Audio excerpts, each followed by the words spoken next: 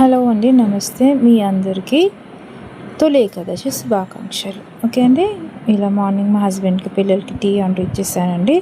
దాని తర్వాత పూజలోకి అంటూ నేను ఎంటర్ అయిపోయానండి. ఇంకా పూజ అంటూ చేస్తున్నాను. అండ్ మామిడాకులు అంటూ తెప్పించేసుకొని గుమ్మాలకు అంటూ మామిడాకులు అంటూ పెట్టేసుకున్నానండి. అలాగే కొబ్బరికాయ, పువ్వులు, పళ్ళు అన్నేసి తెచ్చేసి పెట్టేసుకున్నానండి. చూస్తున్నారు కదా, అలా పూజ అంటూ స్టార్ట్ చేస్తున్నానండి. మీకు అందరికీ తొలి ఏకాదశి శుభాకాంక్షలు. ఓకే అండి.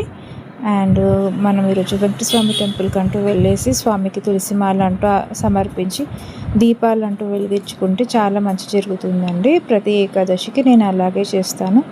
స్వామివారిని దర్శించుకోవడానికి టెంపుల్కి అంటూ వెళ్ళిపోయి ఇస్కాన్ అయినా పర్లేదండి, కృష్ణుడు టెంపుల్ అయినా వెంకటస్వామి టెంపుల్కి అయినా వెళ్ళేసి మనము స్వామివారిని దర్శించుకి తులసిమాల ఇచ్చేసి ఇలా నేను ప్యాలాల పిండి చేశానండి. మన స్మార్ట్ షెఫ్ తెలుగు ఛానల్లో ప్యాలాల పిండి ఎలా తయారు చేయాలో నేను అప్లోడ్ చేశానండి.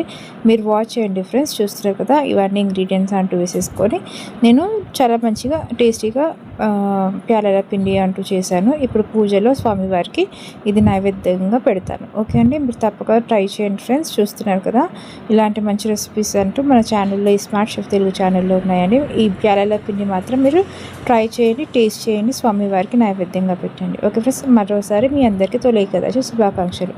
మరో మంచి వీడియోతో మళ్ళీ కలుద్దాం. అంతవరకు నమస్తే.